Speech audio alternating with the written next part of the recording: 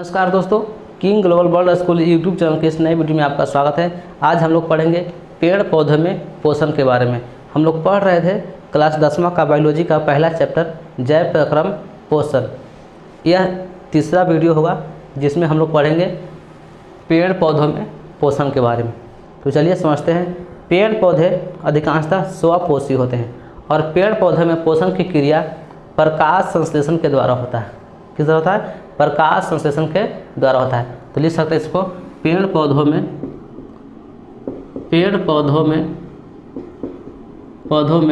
पोषण की क्रिया प्रकाश संश्लेषण के द्वारा होता है।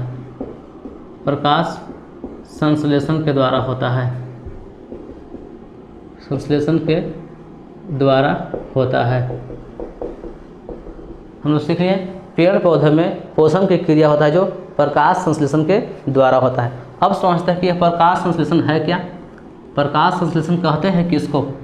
लिख सकते हैं प्रकाश संश्लेषण।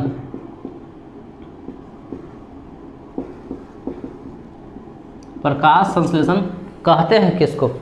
तो समझिएगा, पेड़ पौधे जिस प्रक्रिया के द्वारा अपना भोजन तैयार करते हैं उस प्रक्रिया को प्रकाश संश्लेषण कहते हैं। फिर से, पेड़ पौधे जिस प्रक्रिया के द्वारा अपना भोजन तैयार करते हैं उस प्रक्रिया को प्रकाश संश्लेषण कहते हैं। इस प्रक्रिया में हरे पेड़ पौधे कार्बन डाइऑक्साइड, जल तथा क्लोरोफिल की उपस्थिति में सौर ऊर्जा को रासायनिक ऊर्जा में बदलकर भोजन तैयार करते हैं। फिर से कहेंगे पेड़ पौधे जिस प्रक्रिया के द्वारा अपना भोजन तैयार करते हैं उसे प्रकाश संश्लेषण कहते हैं, अर्थात उस प्रक्रिया को प्रकाश संश्लेषण कहते हैं। इस प्रक्रिया में हरे पेड़ पौधे कार्बन डाइऑक्साइड, जल तथा क्लोरोफिल की उपस्थिति में सौर ऊर्जा को रासायनिक ऊर्जा में बदलकर भोजन तैयार करते हैं। अब इसको लिख लेते हैं। लिखिए, कहेंगे पेड़ पौधे जिस प्रक्रिया के द्वारा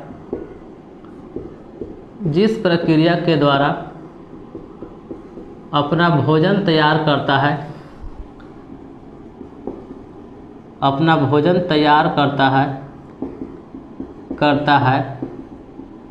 उस प्रक्रिया को प्रकाश संश्लेषण कहते हैं। प्रकाश संश्लेषण कहते हैं। इस प्रक्रिया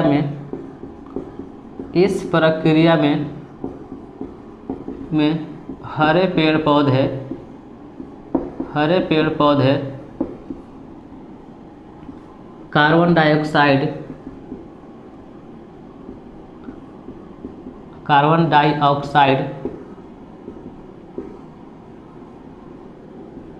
जल तथा क्लोरोफिल की उपस्थिति में सौर ऊर्जा को रासायनिक ऊर्जा में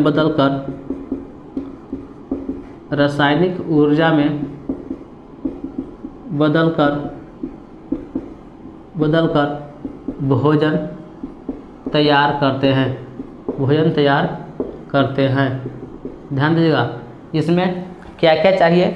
तो कार्बन डाइऑक्साइड, और क्या चाहिए? तो जल, और क्या चाहिए? क्लोरोफिल, और क्या चाहिए? तो सौर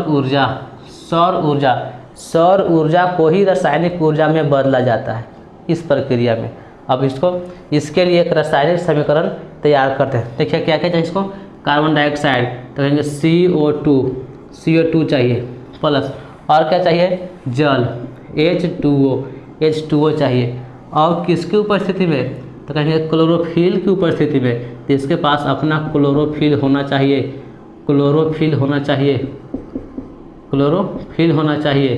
और किसको बदलेगा? तो सौर ऊर्जा को। तो ऊपर से क्या मिलेगा? सौर ऊर्जा। यही सौर ऊर्जा को किस में बदलेगा? रासायनिक ऊर्जा में। तो क्या क्या बदलेगा? पहले बनेगा ग्लूकोज, तो C6H12O6। और क्या बनेगा? ऑक्सीजन।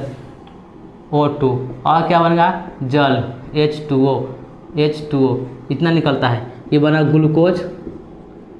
ग्लूकोज, ये बनता है जल, ये ऑक्सीजन और ये है जल। ध्यान देगा ये है प्रकाश संश्लेषण का एक रासायनिक समीकरण। ध्यान देगा क्या क्या चाहिए इसके पास, कार्बन डाइऑक्साइड, फिर क्या चाहिए जल, कार्बन डाइऑक्साइड और जल, तो इसके साथ क्लोरोफिल और सौर ऊर्जा, तब बनता है ग्लूकोज, यही इसके पास ऊर्जा होता है, और बनता है ऑक्सीजन और बनता है क्या जी जल। ये सब निकल रहा है बाहर की ओर, उपचयित हो रहा है। इसको कह सकते हैं कि यह एक उपचयन प्रक्रम है। ध्यान दीजिए यह समीकरण संतुलित नहीं है, इसको हम संतुलित करेंगे। संतुलित करने के लिए कार्बन डाइऑक्साइड के अणु 6 को चाहिए, जल के 12 अणु चाहिए, और ग्लूकोज में नहीं, यहाँ भी ऑक्सीजन 6 गुण टूटेगा और जल भी कितना टूटेगा 6 गुण टूटेगा। ये था प्रकाश संश्लेषण कार्य के एक रासायनिक समीकरण जो अब संतुलित हो गया, पहले संतुलित नहीं था। लिख सकते हैं कि यह एक उपचयन प्रक्रम है,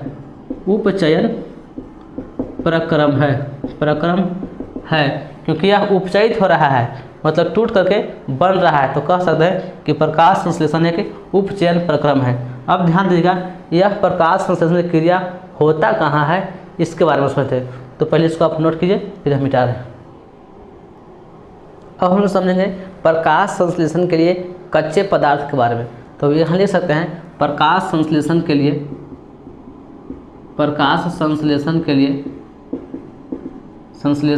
लिए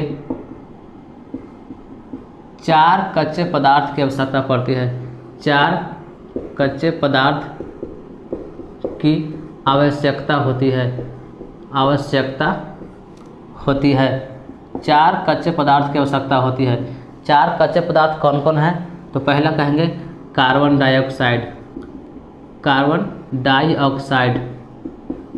पहला है कार्बन डाइऑक्साइड, इसको CO2 भी कहते हैं। दूसरा कच्चे पदार्थ है जल, दूसरा क्या है जल, इसको H2O बोलते हैं। और तीसरा क्या है कहेंगे क्लोरोफिल, और चौथा है ये सौर ऊर्जा अर्थात सूर्य का प्रकाश। चौथा है सूर्य का प्रकाश।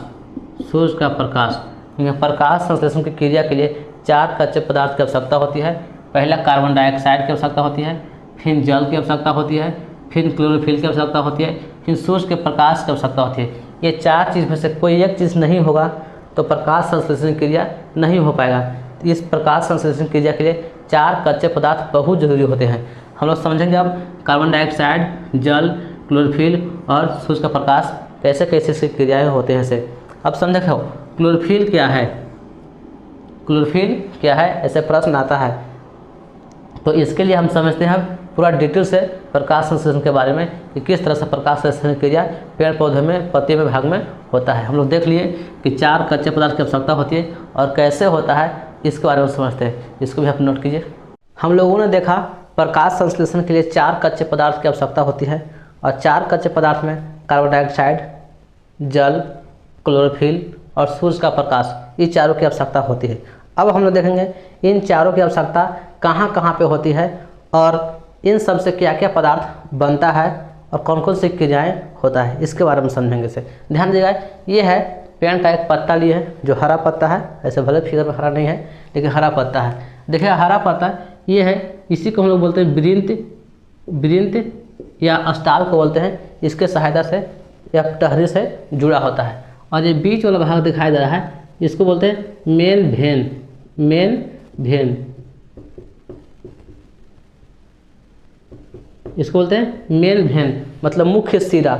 इसको बोलेंगे मुख्य सिरा, कहेंगे मुख्य सिरा कहेंगे। और साइड में इसमें दिखाई दे रहा है, इसे हम बोलेंगे साइड भेन। इसको बोलेंगे इधर लिखेंगे साइड भेन।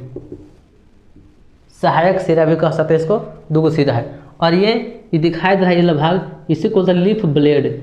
इसको बोलते हैं लीफ ब्लेड।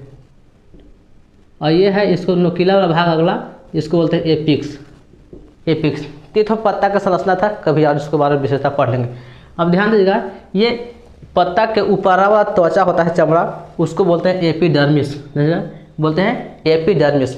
ऊपर का पत्ता है, उसके पत्ता का ऊपर लेयर उखाड़ेंगे तो उसको बोलते हैं एपिडर्मिस। और एपिडर्मिस में भी पाया जाता है ऑस्टोमेटा, एक सूक्ष्म छिद्र के रूप में पाया जाता है, इसको सूक्ष्म छिद्र ऑस्टोमेटा या इसको बोलते हैं रंध्र, ऑस्टोमेटा या रंध्र पाया जाता है। यही एपिडर्मिस कोशिका के ऊपर पाया जाता है, ये ऑस्टोमेटा या रंध्र बोलते हैं, एक सूक्ष्म छिद्र के रूप में पाया जाता है। इसका फिगर ऐसे दिखाया गया है, यही ऑस्टोमेटा का फिगर। ये खुला हुआ ऑस्टोमेटा है, देखिए ये बीच वाला भाग है, ये खुला हुआ है, ये खुला हुआ है, तो खुला हुआ ऑस्टोमेटा से बंद होगा तो बंद हो जाएगा ऑस्टोमेटा का मुंह। अब ये ऑस्टोमेटा के बूंद बूंद दिखाई दिया गया है, देखिएगा यही है क्लोरोप्लास्ट, यही है क्लोरोप्लास्ट। और ऑस्टोमेटा की ये सब दिखाई रहा है, ये है द्वार कोशिका, ऑस्टोमेटा का द्वार कोशिका। ऑस्टोमेटा द्वार कोशिका से ढका हुआ होता है, तो यही है द्वार कोशिका। और इसमें है ये क्लोरोप्लास्ट, देखिएगा ये है क्लोरोप्लास्ट, एक लवक है, क्लोरोप्लास्ट बोलते हैं इसको, हरित लवक बोलते हैं। और क्लोरोप्लास्ट के अंदर जब इन करेंगे, इसके अंदर इन करेंगे तो इस तरह का क्लोरोप्लास्ट दिखाएगा, या दोहरी झिल्ली वाली संरचना दिखाएगा। इसको कह सकते हैं एक झिल्ली एक ही झिल्ली, दोहरी झिल्ली वाली संरचना है, दोहरी झिल्ली वाली संरचना है, दोहरी झिल्ली की संरचना है। ध्यान देगा, दोहरी झिल्ली संरचना है। अब इसके अंदर देखेंगे क्लोरोप्लास्ट के अंदर में तो इस तरह का संरचना दिखाई देगा, ये स्तंभ के अनुसार दिखाई दे रहा है, कई वैसे संरचना दिखाया गया है, इसी को बोलते हैं ग्राना। इधर तो ये भी ग्राना है, ये भी ग्राना है, ये भी ग्राना, सब क्या है ग्राना है, 1 2 3, ये तीनों ग्राना है, इसको बोलते हैं ग्राना, ग्राना है। और इसके अंदर जो द्रवनुमा संरचना भरा हुआ ये जल की तरह, इसी को बोलते हैं स्ट्रोमा, स्ट्रोमा, ये स्ट्रोमा है, द्रवनुमा संरचना होता है। अब ध्यान देगा, ये ग्राना है ना, तो छोटे छोटे थैलोकाइट से मिलकर बने होते हैं, ये है थैलोकाइट। ध्यान देखिए, ये छोटे छोटे ऐसा कई थैलोकाइट है, 3 गो थैलोकाइट, 4 गो थैलोकाइट, ऐसा छोटे छोटे थैलोकाइट से मिलकर बने होते हैं। तो ध्यान देगा, क्लोरोप्लास्ट के अंदर मुख्यतः हम लोगों ने दिखाया ग्राना को और स्ट्रोमा को, ग्राना को और स्ट्रोमा को दिखाया। और ग्राना छोटे छोटे थैलोकाइट से मिलकर के बने होते हैं। अब ये थैलोकाइट के अंदर खोला गया तो देखा गया थैलोकाइट के अंदर एक क्लोरोफिल, यही क्लोरोफिल है जो हरा वर्णक रंग वर्णक उपस्थित है, यही क्लोरोफिल पाया जाता है। किसके अंदर? थैलोकाइट के अंदर क्लोरोफिल। और यही क्लोरोफिल के अंदर पाया जाता है मैग्नीशियम, जो एक धातु है। यही क्लोरोफिल के अंदर क्या पाया जाता है? मैग्नीशियम धातु है। ये ध्यान है, ये था आंतरिक संरचना पत्ते के बारे में, प्रकाश संश्लेषण के लिए। अब ध्यान दीजिएगा, क्या होता है जब सूर्य का प्रकाश पत्ता पर पड़ता है, पत्ता के भाग से आता है एपिडर्मिस पर, एपिडर्मिस से आता है स्टोमेटा पर, स्टोमेटा से आता है क्लोरोप्लास्ट पर, और क्लोरोप्लास्ट के अंदर इन करता है तो ग्राना और स्टोमा में जाता है। तो पहले आता है किस पर? ग्राना में, और ग्राना का एक भाग आता है थैलोकाइट, थैलोकाइट पर आता है, और थैलोकाइट पर जब प्रकाश पड़ता है तो उसके ऊपर जाता है क्लोरोफिल पर, और यही क्लोरोफिल के अंदर पाता है मैग्नीशियम, और इस मैग्नीशियम से इलेक्ट्रॉन निकलता है और इससे क्रिया शुरू होता है प्रकाश संश्लेषण का। तो इस पूरे क्रिया को हम लोग प्रकाश रिएक्शन कह सकते हैं, प्रकाश अभिक्रिया, प्रकाश अभिक्रिया कहते हैं, अभिक्रिया। और यहाँ से प्रकाश अभिक्रिया भी शुरू हुआ है। प्रकाश अभिक्रिया या इसको लाइट रिएक्शन या हीट रिएक्शन भी कहते हैं, लाइट रिएक्शन या हीट रिएक्शन कहते हैं। इस अभिक्रिया में क्या होता है? ये क्लोरोफिल होता है, या कह सकते हैं मैग्नीशियम सूर्य के प्रकाश को अवशोषित करता है, ऑब्जर्व कर लेता है। सूर्य के प्रकाश में जो भी विकिरण ऊष्मा पाया जाता है, विकिरण ऊर्जा को यह क्या कर लेता है? अवशोषित करता है। अवशोषित करने के बाद से यह स्ट्रोमा है, इसमें जल भरा होता है, जल को 2 भागों में तोड़ देता है। प्रकाश अभिक्रिया, इस अभिक्रिया में क्या होता है? तो कहेंगे इस अभिक्रिया में, कहेंगे प्रकाश अभिक्रिया में, प्रकाश अभिक्रिया में ये क्लोरोफिल या कहेंगे मैग्नीशियम, क्लोरोफिल सूर्य से प्राप्त विकिरण ऊष्मा को, सूर्य से प्राप्त विकिरण ऊर्जा को सूर्य से प्राप्त विकिरण ऊर्जा को ग्रहण करता है, करता है और वह विकिरण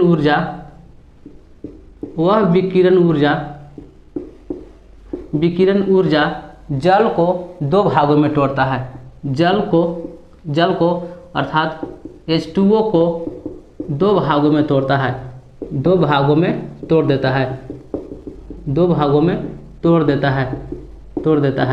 पहला भाग बोलते हैं हाइड्रोजन और दूसरा भाग होता है ऑक्सीजन। हाइड्रोजन और ऑक्सीजन, ध्यान दीजिएगा। तो पहला काम था कि इसका 4 कच्चे पदार्थ में पहला क्लोरोफिल का काम हो गया कि क्लोरोफिल क्या करता है। तो क्लोरोफिल सूर्य से प्राप्त विकिरण ऊष्मा या ऊर्जा को ग्रहण करता है और ग्रहण करने के बाद से यह जल को दो भागों में तोड़ देता है, एक हाइड्रोजन दूसरा ऑक्सीजन, ये दो भागों में तोड़ता है।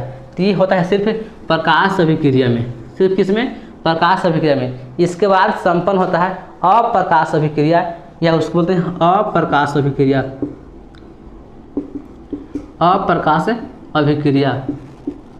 अभिक्रिया, इसी को बोलते हैं डार्क रिएक्शन।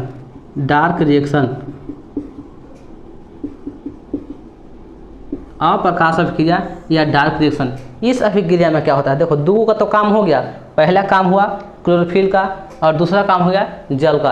ये दो का काम हो गया। क्लोरोफिल सूर्य से विकिरण ऊष्मा को ग्रहण किया और जल को दो भागों में टूटा। तो जल का काम हो गया, जल का टूटना, दो भाग में जल यहाँ पे टूट गया। काची टूटा है? हाइड्रोजन में और ऑक्सीजन में। अब अप्रकाश अभिक्रिया में क्या होता है? यहाँ कार्बन डाइऑक्साइड कहेंगे, यहाँ इस अभिक्रिया में, यहाँ नहीं कहेंगे यहाँ या इस अभिक्रिया में कार्बन डाइऑक्साइड हाइड्रोजन के साथ मिलकर हाइड्रोजन के साथ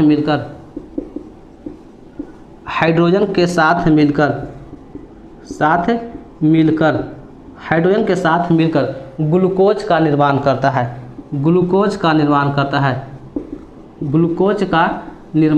है। ध्यान दीजिएगा। इस अभिक्रिया में कहेंगे, इस अभिक्रिया में लिखते हैं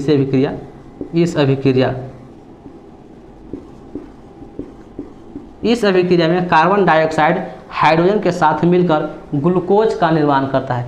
किसका निर्माण करता है? ग्लूकोज का निर्माण करता है। और इस अभिक्रिया के लिए इसके लिए प्रकाश की आवश्यकता नहीं होती है, सूर्य प्रकाश की आवश्यकता नहीं होती है।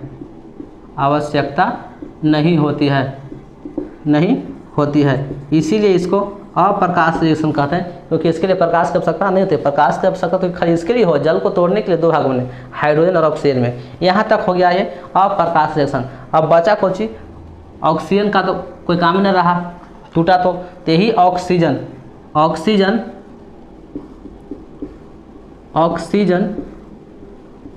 वाष्प के रूप में स्टोमेटा के द्वारा बाहर निकल जाता है। ऑक्सीजन वाष्प के रूप में स्टोमेटा से बाहर निकल जाता है।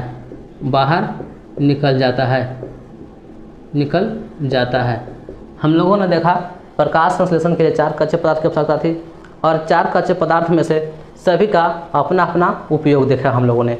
यहाँ पे ऑक्सीजन वाष्प के रूप में स्टोमेटा से बाहर निकल जाता है, अर्थात जल और वाष्प, कुछ जल के अणु होते हैं और वाष्प के रूप में बाहर निकल जाते हैं। ऑक्सीजन स्टोमेटा के द्वारा बाहर निकाल दिया जाता है। ये था प्रकाश संश्लेषण के लिए संपूर्ण अभिक्रिया। आशा करता हूँ कि आपको समझ में आया होगा। तब तक के लिए मिलते हैं अगली वीडियो में। धन्यवाद।